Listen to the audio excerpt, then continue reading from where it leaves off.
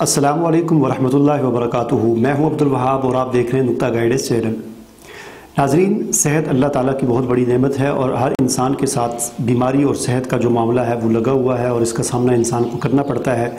कभी इंसान बीमार हो जाता है, कभी इंसान सेहतमंद हो जाता है, लेकिन बीमारी जो है इससे अपने आप को बचाना और अपनी सेहत का ख्याल रखना, इसका हुक्म भी हमें अल्लाह ताला ने दिया है, हमारे रसूल सल्लल्लाहु अलैहि वसल्लम ने दिया है और शरीयत हमें अपनी सेहत का ख्याल रखने का हुक्म देती है और हमें उन तमाम चीज़ों से बचने का कहती है कि जिससे हमारी सेहत को किसी किस्म का नुकसान पहुंच सकता है। अल्लाह ताला ने मुख्तलिफ़ चीज़ों के अंदर मुख्तलिफ़ असबाब रखे हैं, उनकी मुख्तलिफ़ तासीर होती है।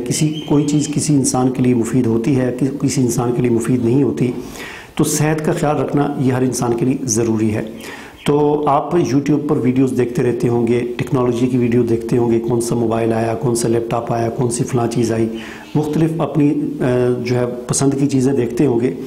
लेकिन मेरा ख़्याल ये है कि आपको आज की ये वीडियो मुकम्मल देखनी चाहिए और सही समझ कर देखनी चाहिए। अगर आपको एक बार समझ ना आए तो दोबारा इस वीडियो को देखें, तीसरी मरतबा इस वीडियो को देखें, ताकि ये बात जो आज आपको मैं बताने लगा हूँ ये बहुत ज़रूरी है। क्योंकि जिस बीमारी के बारे में आदमी को शऊर हासिल ना हो, उसका इल्म आदमी को हासिल ना हो, नॉलेज ना हो, तो फिर आदमी से एहतियात नहीं होती। आज दुनिया के अंदर हार्ट का बहुत बड़ा मसला है, दिल की जो बीमारियाँ हैं उनका बहुत बड़ा मसला है। हार्ट अटैक कैसे होता है और क्यों होता है, ये आज की इस वीडियो में आपको समझाऊंगा कि उसका हार्ट अटैक कैसे होता है और जो है उसका मुकम्मल आपको अगर समझ आ जाएगी कि हार्ट अटैक कैसे होता है तो आपको बड़े इससे एक आपको खुशी भी होगी और आपको जो काम किस तरह होता है वो जब आदमी को समझ आ जाती है तो आदमी फिर उसके मुताबिक एहतियात भी करता है, अपना इलाज भी करता है। तो ये वीडियो आज की इस एतबार से बहुत अहम है। इस वीडियो को आप मुकम्मल देखें, एक बार समझ ना आए तो दोबारा देखें। तो चलें बिस्मिल्लाह करते हैं। हमारा चैनल सब्सक्राइब करने के बाद बेल आइकन पर ज़रूर क्लिक करें ताकि आपको नई आने वाली वीडियोस नज़र आती रहें। तो जनाब, हार्ट के मसले को समझने के लिए जो है वो मैं आपको एक छोटा सा यहाँ पर बनाकर दिखाता हूँ कि हार्ट का मसला क्या होता है। आप फ़र्ज़ कर लें कि ये दिल है और ये दिल में से एक जो है ट्यूब इस तरफ को निकल रही होती है, जो मेन ट्यूब होती है, बड़ी जो आप समझ लें एक रग होती है जिसमें से सप्लाई आ रही होती है।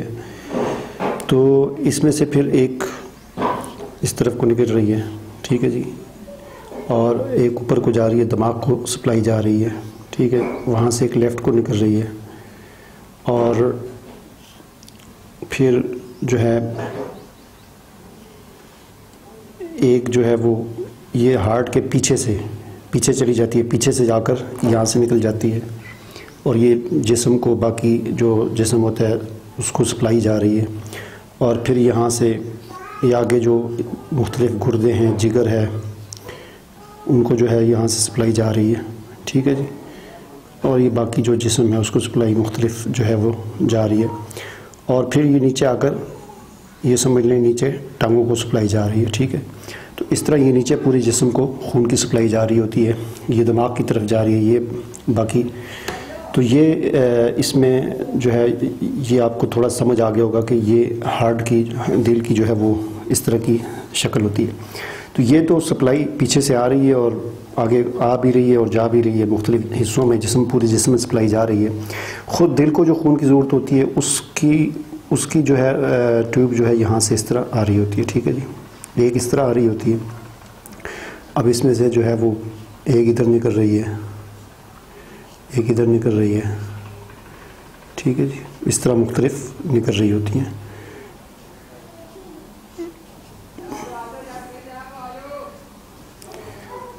और फिर एक बड़ी ट्यूब, एक बड़ी जो है वो यहाँ से आ रही है, ठीक है जी, यहाँ से एक सप्लाई इधर जा रही है और एक इधर जा रही है। इस तरह बहुत सारी सप्लाइयाँ जो है जा रही होती है, ठीक है जी।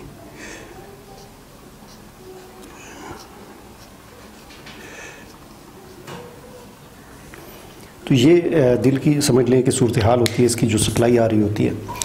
अब जो है वो हार्ट अटैक जो है वो कैसे होता है। असल मसला ये होता है कि हमारे जिस्म में जब कोलेस्ट्रॉल की जो है मिकदार बढ़ जाती है, ट्राईग्लिसराइड की जो है वो मिकदार बढ़ जाती है, ये भी कोलेस्ट्रॉल की एक किस्म है।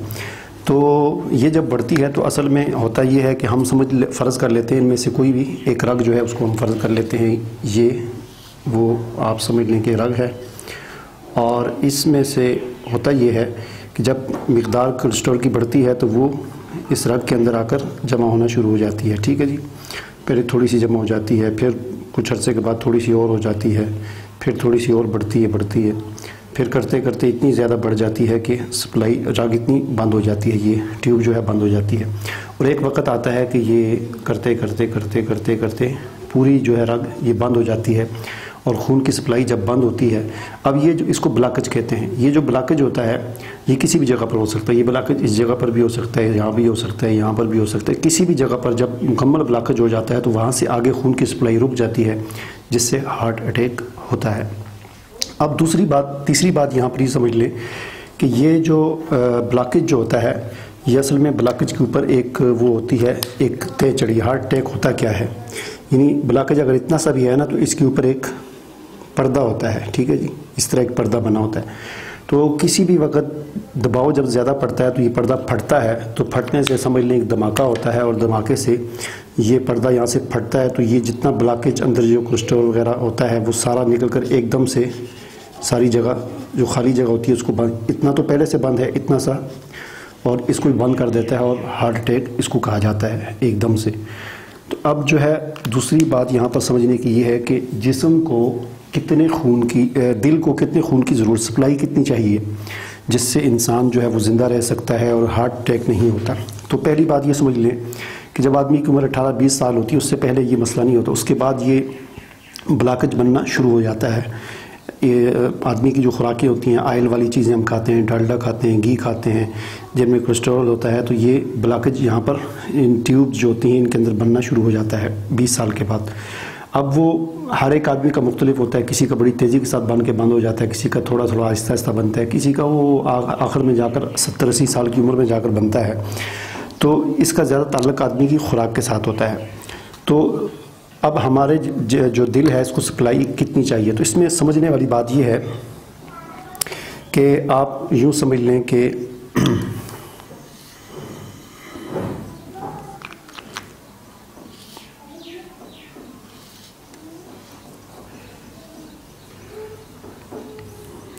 ये हम समझते हैं ब्लॉकेज है और ये आहिस्ता आहिस्ता बढ़ है, बढ़ते यहाँ पर आकर मुकम्मल हो रहा है। ठीक है जी, और ये हम फ़र्ज़ कर लेते हैं 10% ब्लॉकेज है, और ये हम फ़र्ज़ कर लेते हैं 50 है, और ये हम फ़र्ज़ कर लेते हैं 70 है, और ये 80 है, और ये 80 है, और ये 90 है, और यहाँ पर आकर 100 है। ठीक है, इसको भी थोड़ा सा यहाँ पर ले आते हैं। ठीक है, अब ब्लॉकेज जब तक 10% होता है, यानी 90% सप्लाई जा रही है, सिर्फ 10% ब्लॉकेज है तो इससे कोई मसला नहीं होता। 50% सप्लाई जा रही है और 50% ब्लॉकेज है तो कोई मसला नहीं। लेकिन जिस वक्त ब्लॉकेज 70% होता है उस वक्त भी इतना ख़ास मसला नहीं होता। लेकिन जो ही 70 से ज़्यादा ये फ़ीसद से ज़्यादा ब्लॉकेज हो जाता है, यानी ये रग की सप्लाई जो खून की 70% से ज़्यादा बंद हो जाती है, तो फिर आदमी को मसला शुरू होता है। फिर मसला क्या होता है, जिस आदमी का जो है वो 70% से ज़्यादा होता है तो उसको क्या होता है, वो जिस वक्त यानी उसको वो दौड़ लगाता है तो उसको दौड़ने में जो है तकलीफ़ होती है, वैसे कुछ भी नहीं होता उसको। ठीक है जी, और 80% ब्लॉकेज जब होती है तो फिर क्या होता है, फिर वो आदमी दौड़ तो लगा ही नहीं सकता, उसको वैसे चलते हुए भी पैदल चलते हुए भी तकलीफ़ होती है। और 90% ब्लॉकेज जब हो जाती है उसमें क्या होता है, उसमें आदमी को वैसे खड़ा है तो फिर भी तकलीफ़ हो रही है, अगर वो बैठा हुआ है तो फिर भी तकलीफ़ हो रही है, अगर वो लेटा हुआ है तो फिर भी तकलीफ़ हो रही है। तो ये यानी हमें इससे ये समझ आया कि अगर दिल को 70% सप्लाई बंद हो जाए, सिर्फ 30% मिल रही हो, तो फिर भी आदमी सही सलामत होता है और कोई मसला नहीं होता। लेकिन जो ही 70 से ज़्यादा होती है ब्लॉकेज, और फिर आदमी को दौड़ने में मसला होता है, आदमी दौड़ नहीं सकता, दिल की तकलीफ़ होती है। जब ब्लॉकेज 80% हो जाती है तो फिर आदमी को पैदल चलने में भी तकलीफ़ होती है। जब ब्लॉकेज 90% हो जाती है तो बंदे को वैसे बैठे बिठाए घर में पेशाब को बाथरूम जाते हुए भी तकलीफ़ होती है। तो ये यानी इससे हमें ये समझ आ गया कि हार्ट की ज़रूरत क्या है। यानी हार्ट की हमें ये पता चला कि कम से कम ज़रूरत 30% है। यानी 30% अगर सप्लाई हार्ट को मिल रही हो और 70% ये ब्लॉकेज आ चुका हो तो फिर भी इतना कोई ख़ास मसला नहीं हो, तो उसके बाद मसला शुरू होता है। अब यहाँ पर एक और तीसरी बात समझने की है, वो ये है कि हार्ट अटैक 2-3 किस्म के होते हैं। एक हार्ट अटैक होता है जो है, अब देखें ये वेन आ रही है यहाँ से, ये ट्यूब है। अब इसमें ये ब्लॉकेज किसी भी जगह हो सकता है, यहाँ पर भी हो सकता है, यहाँ पर भी हो सकता है, यहाँ पर भी हो सकता है, इधर भी, इधर भी, इधर। हम फ़र्ज़ कर लेते हैं कि ब्लॉकेज इस जगह पर आ गया, ठीक है जी। यानी यहाँ पर ये ब्लॉकेज पैदा हुआ और रग यहाँ से बंद होगी, तो इससे हार्ट अटैक तो होगा, लेकिन इस हार्ट अटैक से आदमी को इतना मसला नहीं होता, क्योंकि यहाँ पर ब्लॉकेज होगा तो दिल का जो है वो इतना हिस्सा डेड हो जाएगा और बाकी सारा सप्लाई जारी है, हर तरफ जारी है सप्लाई। इतना ऐसा डेड हो जाता है तो इससे तकलीफ़ तो आदमी को होती है, लेकिन कोई इतना ज़्यादा ख़तरे वाली बात नहीं होती। इस तरह के हार्ट अटैक 3-4 भी हो जाते हैं, लेकिन फिर भी आदमी को इतना मसला नहीं होता। तो इसको कहते हैं जी माइनर हार्ट अटैक, ठीक है जी। माइनर हार्ट अटैक इसको कहा जाता है, तो ये इतना ख़ास नहीं होता। और अगर हम फ़र्ज़ कर लेते हैं कि ब्लॉकेज जो है वो यहाँ पर आ गया, ठीक है जी, यहाँ पर ब्लॉकेज आ गया, तो अब इसका क्या मसला होगा। अब इसका मतलब ये होगा कि यहाँ पर जब ब्लॉकेज आया तो यहाँ से लेकर ये और ये सारा हिस्सा डेड हो जाएगा। अब ये वाला जो हार्ट अटैक होता है, इस बंदे को अगर फौरी तौर पर अस्पताल पहुँचा दिया जाए और डॉक्टरों की बड़ी माहिर टीम हो तो वो जो है इस मसले को कवर कर भी लेती है और बाज़ औक़ात कवर नहीं होता और आदमी मर जाता है, ठीक है। तो इसको कहते हैं मेजर हार्ट अटैक, यानी अक्सर लोगों को यही हार्ट अटैक होता है, ठीक है जी। और अगर ब्लॉकेज यहाँ पर आ जाए, यहाँ पर आ जाए, आप अंदाज़ा लगा लें, यहाँ पर जब आएगा तो सारी सप्लाई बंद हो जाएगी। ये पीछे की तरफ जा रही है तो पूरी सप्लाई बंद हो जाएगी। तो फिर ये वाला जो हार्ट अटैक होता है इसको कहा जाता है massive heart attack. Massive heart attack जो होता है ये इसमें बचने का इम्कान बिल्कुल नहीं होता, यानी इसमें पता ही नहीं चलता। जो ही हार्ट अटैक होता है और चंद सेकंड में, यानी 1 मिनट से भी पहले बंदा मर जाता है। और आमतौर पर आपने देखा होगा, सुना होगा कि फलां आदमी सोया रात को घर में और सुबह दोबारा उठा ही नहीं, तो वो यही होता है कि वो मैसिव हार्ट अटैक होता है। यहाँ से सप्लाई जब बंद होती है, ब्लॉकेज यहाँ पर होता है, तो फिर पूरा हार्ट जो है वो बंद हो जाता है और इसका कोई जो है वो हल नहीं होता। ये अगर अस्पताल के अंदर भी लेटे हो जाए तो वहाँ पर भी इसको बचाना मुश्किल हो जाता है। तो ये आपके सामने यानी ये एक बात आ चुकी होगी कि हार्ट अटैक कैसे होता है और क्या होता है। तो इसमें सबसे समझने की बात है, वो हमारे समझने की और लोगों को बताने की बात है, वो ये है कि आमतौर पर हार्ट का जब भी मसला होता है, जब आप जाते हैं डॉक्टर के पास कि मेरे दिल में तकलीफ़ है, मुझे ये मसला है, उसकी अलामात बताते हैं, डॉक्टर को जब पता चलता है कि ब्लॉकेज हो गया है, 70% है या 70% से ज़्यादा है, तो या 50% है, जितना भी है, वो डॉक्टर्स आपको कहते हैं जी आप ऑपरेशन करवाएं, दिल का ऑपरेशन करवाएं और एंजियोप्लास्टी कराएं और जो है वो स्टेंट जो है वो डलवा दें। तो याद रखें ये किसी मसले का हल नहीं है। स्टेंट क्या होता है? स्टेंट ये होता है कि मिसाल के तौर पर मैं आपको एक और तरीके से समझाता हूँ। स्टेंट क्या होता है कि स्टेंट ये होता है कि मसलन ये आपके ब्लॉकेज है, ठीक है जी, और ये बीच में सप्लाई जा रही है, इधर से भी इतना ब्लॉक हो चुका है मसला, आपकी ट्यूब जो है वो, और इधर से भी इतनी, बस दरमियान से सप्लाई जा रही है, 30% जा रही है या 25% या 20% जा रही है, बाकी ब्लॉकेज आ गया। अब डॉक्टर क्या कहते हैं? एंजियोप्लास्टी क्या होती है? एंजियोप्लास्टी की मुख्तलिफ किस्में हैं, एक बलून वाली होती है, एक जो है वो स्टेंट होता है, स्प्रिंग होता है छोटा सा, जिस तरह बाल पेन के अंदर छोटा सा स्प्रिंग होता है जो ज़्यादा से ज़्यादा 2-3 रुपये में तैयार होता है और 3 रुपये की चीज़ 3 लाख रुपए में बेची जाती है, मरीज़ को लूटा जाता है। तो ये 3 रुपये की चीज़ 3 लाख में आपको डॉक्टर बेचने के लिए, इतना बड़ा मुनाफा कमाने के लिए और ज़िबा करने के लिए ज़िंदा इंसानों को, ये सारा कुछ फिर आपको मशवरा देते हैं कि आप स्टेंट डलवा लें। स्टेंट क्या होता है? वो हाथ में से एक तार डालते हैं और उसको तार को यहाँ इस जो है वेन तक पहुँचाते हैं और यहाँ पर पहुँचाकर वो उसको जो है वो गुब्बारा होता है, उसको फुलाया जाता है, तो वो गुब्बारा इसको इस तरह खुलता है अंदर, तो इस ब्लॉकेज को इस तरह प्रेस कर लेता है दीवारों के साथ, यानी रास्ते को खोल लेता है। तो आप अंदाज़ा लगाएं कि ब्लॉकेज को वो ख़त्म नहीं करता, बल्कि उसको दबाकर दोनों दीवारों के साथ प्रेस कर लेता है और वो स्प्रिंग वहाँ पर छोड़ देते हैं और वापस तार निकाल देते हैं। अब उसका नतीजा क्या निकलता है कि 3-4 महीने तक आपको कुछ भी नहीं होता, आप ठीक ठाक होते हैं। 3-4 महीने के बाद ये ब्लॉकेज फिर बढ़ना शुरू हो जाता है और फिर वहीं पर सूरत हाल पहुँच जाती है। तो ये एंजियोप्लास्टी हो, ऑपरेशन हो, ये इस मसले का हल नहीं। इस मसले का हल ये है कि आप ब्लॉकेज बनने ही ना दें, या ब्लॉकेज जितना बन चुका है उसको वहाँ पर रोक दें और उससे आगे बढ़ने ना दें। और वो कैसे होगा? वो इसी तरह होगा कि आप हर वो चीज़ खाना छोड़ दें जिससे ब्लॉकेज पैदा होता है। ऑयल, डालडा, घी, मलाई, यानी कोलेस्ट्रॉल पैदा करने वाली जितनी भी चीज़ें हैं उनको आप तर्क कर दें और आप पैदल चलना शुरू कर दें। और इसके अलावा जो है वो अदरक, लहसुन, लीमू, सेब का सिरका, ये जो चीज़ें होती हैं इनका इस्तेमाल करें ज़्यादा से ज़्यादा। ये चीज़ें वाक़तन ब्लॉकेज को ख़त्म करती हैं। एंजियोप्लास्टी स्टेंट डालने से ये प्रेस हो जाता है, दोबारा फिर खुल जाता है, लेकिन इन चीज़ों से, अदरक के पानी से, अदरक का जूस हो गया, लहसुन का पानी हो गया, लीमू का पानी हो गया, सेब का सिरका हो गया, ये चीज़ें ब्लॉकेज को ख़त्म करती हैं, खून को पतला करती हैं। तो ये इसका हल है। इसका हल ये नहीं है कि आप ऑपरेशन करा लें। आपका ब्लॉकेज जितना हो चुका है बस उसको वहाँ रोकने के लिए आपके पास ये एक आइंदा के लिए आप परहेज़ करें, ज़्यादा से ज़्यादा वर्जिश करें, पैदल चलें। अब एक और चीज़ मैं आपको समझाना चाहता हूँ कि वो बाईपास क्या होता है। बाईपास ये होता है कि मिसाल के तौर पर आपने देखा कि हम फ़र्ज़ कर लेते हैं कि जी ब्लॉकेज यहाँ पर हो गया, यहाँ से ये ब्लॉक हो गया, ठीक है जी।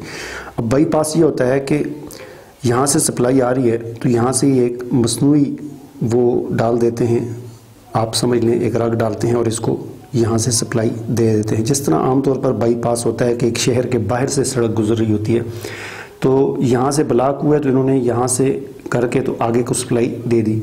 इसको कहते हैं बाईपास। बाईपास जो है ये भी ज़्यादा से ज़्यादा 1 साल 1.5 साल चलता है और उसके बाद ये भी बंद हो जाता है। तो फितरी तौर पर जो है वो ब्लॉकेज बनने में 30-40 साल लगते हैं, लेकिन मसनूई जितने भी तरीके हैं, एंजियोप्लास्टी, स्टेंट, ये 1 साल भी नहीं चलती। बाईपास जो है 1 साल 1.5 साल चल जाता है, वो भी फिर आखिरकार फिर वही मसला हो जाता है। तो हमें ये पता चला कि इस मसले का हल लाखों रुपए लगाकर स्टेंट डालना या एंजियोप्लास्टी करवाना नहीं है, बल्कि इस मसले का हल ये है कि जितना ब्लॉकेज हो चुका है उस ब्लॉकेज को वहीं पर हम रोक लें, उसको आगे ना बढ़ने दें। और ये हम उसको रोक सकते हैं परहेज़ करके, वर्जिश करके, तो इस चीज़ को रोक सकते हैं। हाँ, जिसका बहुत ज़्यादा 80-90% हो जाए तो ज़ाहिर है उसको फिर दवाइयाँ भी खानी पड़ेंगी। और दवाइयों के बारे में भी याद रखें कि एलोपैथी की जितनी भी दवाइयाँ होती हैं ये इलाज नहीं होती, बल्कि ये वक्ती इलाज होती हैं। आज आपने दवाई खाई तो आज आप ठीक हैं, कल अगर आप नहीं खाएंगे तो कल फिर बीमार हो जाएंगे। लिहाजा आपको कल भी खानी पड़ेगी, परसों भी खानी पड़ेगी। ये इलाज नहीं होता, बल्कि वक्ती तौर पर आराम मिलता है। तो ये बातें उम्मीद है कि आपको समझ आ चुकी होंगी कि ये हार्ट अटैक कैसे होता है, क्या चीज़ होती है, और इनका शऊर हमें होना चाहिए ताकि हम एहतियात करें आइंदा के लिए और अपने आप को इस हार्ट अटैक की बीमारी से बचाएं। बाकी जो है ज़िंदगी और मौत वो अल्लाह ताला के हाथ में है, और मौत इंसान को अपने वक्त पर ही आती है, लेकिन एहतियात करना, परहेज़ करना ये इंसान की ज़िम्मेदारी है। अपनी ज़िंदगी की, अपनी सेहत का ख्याल रखना ये इंसान की ज़िम्मेदारी है, क्योंकि अल्लाह ताला ने हर ऐसी यानी इस उन चीज़ों से जो इंसान को नुकसान पहुंचाती हैं उनसे मना किया है। तो ये परहेज़ करना जो है वो, अपनी सेहत का ख्याल रखना, ये भी एक मुसलमान की और एक इंसान की जो है ज़िम्मेदारी बनती है। बाकी जो है, जो वक्त आया होता है इंसान का मौत का, वो टल नहीं सकता, वो अपने वक्त पर ही आती है, चाहे आदमी जितने भी असबाब इख्तियार कर ले, जितने भी परहेज़ कर ले। इसका ये मतलब भी नहीं है कि मौत अपने वक्त पर आएगी, लिहाजा हमें कोई एहतियात करने की ज़रूरत नहीं। एहतियात करने का हुक्म भी अल्लाह ताला ने ही हमें दिया है, अल्लाह के नबी ने दिया, हमारी शरीयत ही हमें कहती है कि हम एहतियात करें, हर उस चीज़ से अपने आप को बचाएं जो हमें नुकसान पहुंचाती है। तो अगर जो चीज़ आपको नुकसान पहुंचाती है, आपकी सेहत के लिए मुज़िर है, तो उससे अपने आप को बचाना चाहिए। और ये डालडा, घी वगैरह जो मसनूई तैयार होते हैं और इनके अंदर तरह तरह के केमिकल डाले जाते हैं, तो ये चीज़ें जो है जहर होती हैं, इनसे अपने आप को बचाना ये निहायत ज़रूरी है। और बग़ैर आयल के और बग़ैर घी के जो है वो खाने पकाना हमें पकाने चाहिए। आप सोचेंगे कि बगैर उसके तड़का, उसके बगैर आयल के बगैर घी के बगैर तड़का कैसे लगेगा, तो उसके बगैर भी तड़का लग जाता है और खाने सालन तैयार हो जाते हैं। अगर आपको उसका तरीका नहीं आता तो आप यूट्यूब पर उसकी सर्च में आप लिखें कि आयल लेस, यानी आयल के बगैर, घी के बगैर सालन कैसे बनाया जाता है, मुख्तलिफ़ चीज़ें कैसे बनाई जाती हैं, आप सर्च में लिखेंगे तो आपको सैकड़ों हज़ारों वीडियोज़ मिल जाएंगी। हर चीज़ जो है वो आयल के बगैर और घी के बगैर बन सकती है। तो मुझे इजाज़त दीजिए, अल्लाह हाफ़िज़।